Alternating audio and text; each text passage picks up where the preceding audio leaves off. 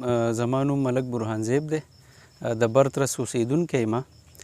زه ستاسو د میډیا ډیره زیاته شکریه ادا کوم چې تاسو دلته رالی موږ له وخت راکو.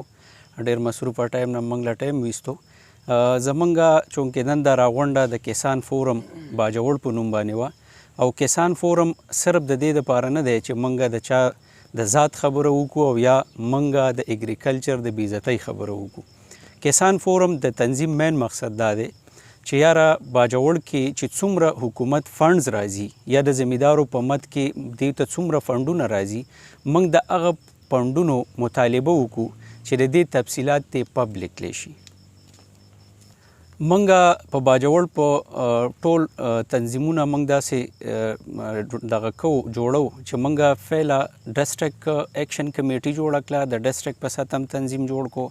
اوس په دا ډسټرک تنظیم ریسپانسیبیلیټي علي چې دا د تحصیل وایز او بیا د وی سی په سطح باندې د کسان فورم په نوم باندې تنظیمونه جوړ کړي.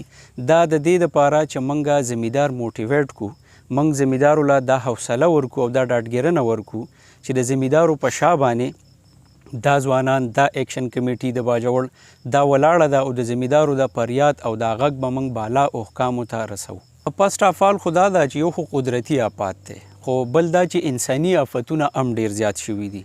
زما په مطلب به تاسو پوه شوي، انساني آفت مینز دا چې په ډسټرک لیول باندې داسې خلک موجود دی چې هغه د کسان حق تلفي کوي. هغه چې کوم شی د کسان دپاره راځي، د زمیندار دپاره راځي، هغه په بلیک باندې خرڅیږي. بله خبره دا ده چې کومه آفت راشي، ګلی راشي، سروی خو وشي، خو د هغې وروستو بیا نه د تپوس څوک کوي او نه څوک تپوس کوي. زما ستاسو په وساطت سره د دې چینل په وساطت سره زه دا مطالبه کوم د ټول باجوړ له سیاسي پارټو نه، د ټول باجوړ له سیاسي تنظیمونو نه چې دا ایکشن کمیټي او دا کسان فورم دا موږ د دې دپاره جوړ کړی چې د دې زمیندارو غږ موږ بالا احکامو ته ورسو.